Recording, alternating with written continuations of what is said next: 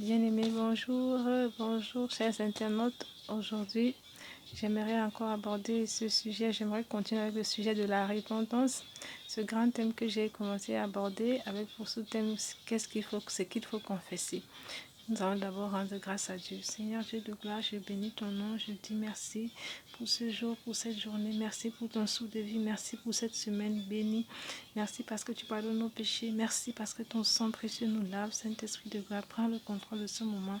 Mets les paroles dans ma bouche au nom de Jésus. Amen. Alors, le verset de base que je vais développer aujourd'hui, il est dans 1 Timothée 2, versets 1 à 5. J'ai parlé de la repentance. La dernière fois, je disais que la repentance, c'est le fait d'abandonner les mauvaises voies pour se tourner vers Jésus, pour se tourner vers Jésus-Christ, pour se tourner vers le Seigneur, pour l'accepter comme son sauveur et son Seigneur personnel et de se laisser transformer par sa parole et son esprit. La repentance implique aussi donc de placer Jésus-Christ au centre comme son Seigneur et sauveur et d'abandonner les mauvais comportements dont il nous parle dans sa parole. Et aujourd'hui, je vais parler de la prière pour tous les hommes, pour les autorités, car Dieu veut que nous ayons une vie paisible et tranquille et il veut que tout le monde soit sauvé parmi dans la connaissance de la vérité. Et je pense que nous qui sommes déjà en Christ, nous savons que la vérité est que le Seigneur Jésus, il est bien notre Dieu sauveur.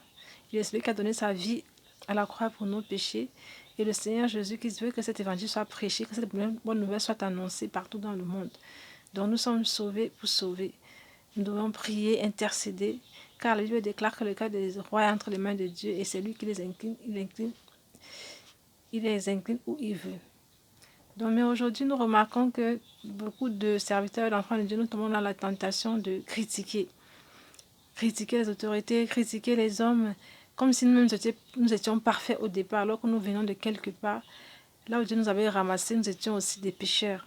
Parfois, nous n'avons pas l'indulgence pour ceux qui sont encore dans le monde, parce que la Bible déclare que celui qui n'a pas l'Esprit de Dieu, il est comme un homme animal. Comment est-ce que des hommes qui disent avoir l'Esprit de Dieu peuvent passer leur temps à critiquer des gens qui sont encore dans les ténèbres? Je ne comprends pas souvent ce comportement. C'est vrai que des fois, il y a des actes qui énervent, mais on doit avoir la maîtrise et la tempérance. Donc, nous recommande la parole. Et savoir que nous devons intercéder, demander au Saint-Esprit de toucher les cœurs de ces hommes et ces femmes pour que ces femmes et ces hommes soient sauvés, pour qu'elles puissent avoir l'intelligence pour diriger le pays, diriger les structures pour lesquelles elles ont été appelées, qui leur ont été confiées, pardon. Et si nous avons des problèmes à cela, nous devons plutôt aller vers Dieu. On ne peut pas critiquer une autorité, critiquer pourquoi elle a, comment elle gère mal. Oui, c'est vrai, mais il faut aller poser la question à Dieu parce que rien ne se passe sur la terre sans la volonté de Dieu. Pourquoi est-ce que Dieu a laissé un païen, un tel gérer le pays? Est-ce que les enfants de Dieu eux-mêmes sont assez impliqués dans la politique? Parce que il fut un temps récemment, on pensait que ceux qui faisaient la politique étaient des mondains. Il y a des gens qui ont voulu dans les églises parler de leur candidature au poste de député, maire, ainsi de suite. Ils n'ont pas été soutenus en fait. Ils ont été vus comme des mondains, des païens, alors que c'était une façon de s'impliquer à la gestion des affaires du pays. On ne peut pas vivre comme si on n'était pas de ce monde, comme si on n'était pas, des pays dans lesquels nous sommes. Nous appartenons quand même, nous vivons encore dans ces pays, nous sommes encore sur la terre. Nous devons quand même nous intéresser à ce qui se passe parce que les lois qui sont votées, tout ce qui se passe, ça va forcément nous impacter quelque part, que nous le voulions ou pas. Nous ne sommes pas de ce monde, nous le savons, mais nous vivons encore dans ce monde en attendant. Et je pense que beaucoup de gens racontent l'histoire de Joseph, l'histoire de Daniel, mais sans savoir que ces hommes et ces femmes, ils ont bien été élevés en dignité par le Seigneur. Pourquoi pas nous aujourd'hui? Pourquoi est-ce que dans les églises, on ne verrait pas des hommes et des femmes, des pasteurs, des serviteurs qui prient pour que Dieu élève parmi les membres, des dirigeants, des autorités, ainsi de suite? Pourquoi pas? Mais aujourd'hui, quand on voit les autres, on critique, ils sont ci, ils sont ça. En fait, la Bible doit que nous ne devons pas combattre contre la chair, lutter contre la chair et le sang, mais contre les dominations et les principautés.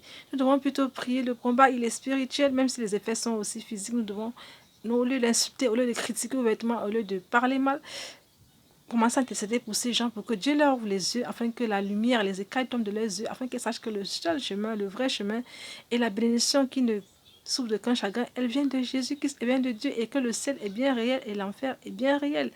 Et qu'à la fin de à la fin de toutes ces choses, si ces âmes ne sont pas, les âmes ne sont pas à Christ, elles seront dans la perdition, comme le dit la parole. À quoi sert-il un homme de gagner le monde si perd son âme? Et souvent, on se concentre, nous, enfants de Dieu, sur nos problèmes, mon mariage, mon ceci, mon cela, ma domination. Il faut que j'émerge et tout. Beaucoup de serviteurs commencent à prêcher sans même prier pour le pays dans lequel ils sont, sans même demander aux hommes et femmes, alors qu'ils réunissent des milliers de personnes sur la toile et tout, même en présentiel, sans demander de prier pour le pays dans lequel ils sont. Si dans le pays dans lequel vous habitez, il n'y a pas de paix, il n'y a que la guerre, où est-ce que vous allez jouir de vos bénédictions, de vos mariages pour lesquels vous priez tous les jours? Le mariage est une bonne chose, tout le monde aspire à cela. Mais pensez déjà au pays dans lequel vous êtes, le pays qui vous a accueilli. Et c'est comme ça que beaucoup même partent de l'Afrique, de leur pays, ils viennent en Europe, ils commencent à critiquer les autorités, comme si c'était les autorités qui les avaient créés, comme si c'était les autorités qui les empêchaient d'être heureux, de vivre heureux, alors qu'ils ont leur destinée devant eux, mais ils n'en font rien. Ils font des mauvais choix, mais ils accusent les autorités. En fait, je voulais vraiment interpeller tout le monde, arrêtons tout cela.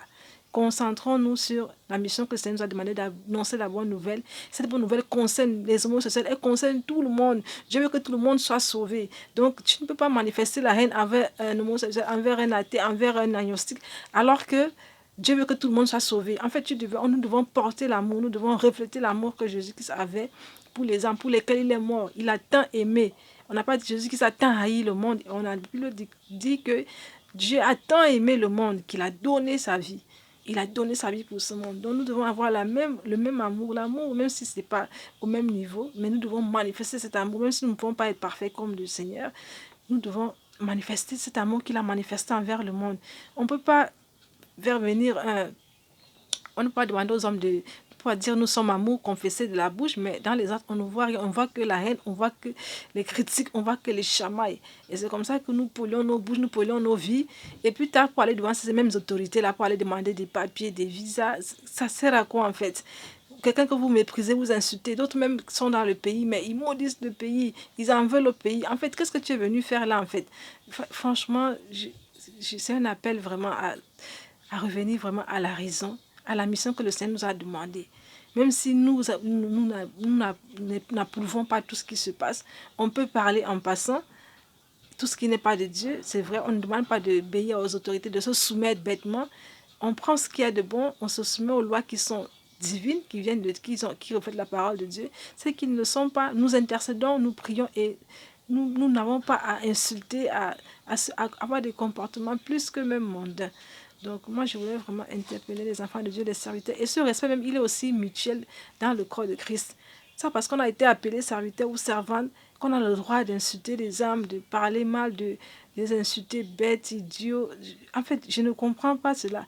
Comment devant le Seigneur, tu peux t'humilier, tu peux te rendre petit, mais dès que mais en face des enfants de Dieu pour lesquels ils t'ont envoyé, mais tu es, comment je peux dire ça, hostile, méprisant, ça n'a pas de sens. Il faut qu'on voit un peu d'amour, même dans certaines prédications, certains prédicateurs. Franchement, on se demande parfois, c'est comme si on l'avait forcé. Il le fait comme si, non, non, non, non, non. Il faut faire ton travail avec amour. Il faut qu'on voit l'amour de Dieu en toi. C'est-à-dire que ton message, au lieu de blesser, qui puisse au nom amener plutôt à la conversion, à la repentance. Parce qu'il y a plusieurs catégories d'âmes dans l'Église. Il y a ceux qui sont déjà affermis, à qui ça ne dira rien, mais il y a des âmes qui viennent vraiment en Christ, qui sont nouvellement en Christ. Il faut avoir notre comportement, c'est des bébés spirituels. Même ceux qui sont déjà même en Christ. Il ne faut pas qu'on retrouve des gens qui ont des blessures émotionnelles à cause de ce qui leur est arrivé à l'Église. Et surtout quand ça vient des dirigeants, là, c'est encore dangereux. Je sais qu'à l'église, il y a des sorciers, il y a tous ces gens-là qui peuvent aussi blesser, par lesquels les hommes passent. Mais venant des dirigeants, nous devons vraiment faire l'effort d'être un peu moins blessants. Donc aujourd'hui, vraiment, je voulais interpeller les uns et les autres. Franchement, changeons de comportement. Et je continue ce message à la prochaine fois. Je vous remercie de m'avoir écouté. Franchement, prions et demandons au Seigneur de changer notre façon. Le Seigneur attend de nous que nous prions, que nous intercédons pour les familles, nos voisins. Si le pays va mal, nous interpellons, nous intercédons pour qu'il n'y ait pas la guerre. Parce qu'en fait, c'est nous qui avons le pouvoir. Dieu reconnaît que nous avons le pouvoir. Il nous a donné ce pouvoir-là de changer les choses, de proclamer pendant que les hommes travaillent en secret ou bien ils travaillent par-ci, par-là, nous devons avoir le pouvoir de renverser les raisonnements, car la Bible déclare que les femmes avec lesquelles nous combattons sont spirituelles pour renverser les raisonnements, pour détruire les forteresses. Nous avons ce pouvoir de détruire les forteresses et de proclamer des paroles et de voir ces choses arriver. Nous pouvons aller vers les autorités en leur prêchant la bonne nouvelle et beaucoup seront touchés. Il y a des hommes et des femmes qui ont été, des hommes élevés en dignité qui ont été touchés par des prédicateurs dans le monde. Je ne veux pas citer, ils sont nombreux. Moi, j'ai entendu des témoignages. Donc, c'est important de manifester cet amour-là. Parce que ces mêmes hommes et ces femmes, ils sont abordés par des sectes pernicieuses qui leur parlent avec douceur, avec amour, et elles finissent par intégrer ces groupes pour se rendre plus tard après que c'était du mirage. Mais c'est parfois trop tard. Parce que quoi? Parce que nous, enfants de Dieu, on ne sait pas aborder, on ne sait pas parler. La communication aussi, ça s'apprend aussi. On peut parler, mais pour dire des bêtises. On peut parler aussi, préparer à parler, mais pour dire des bêtises. Mais on peut apprendre aussi à parler et avoir la sagesse et l'intelligence pour savoir comment placer les mots et comment réagir. Donc, je dis merci à vous tous qui m'avez écouté et que le Seigneur nous bénisse. Et à la prochaine vidéo. Merci. Le verset de référence est 1 Timothée 2, versets 1 à 5. Et nous continuerons la prochaine fois. Merci.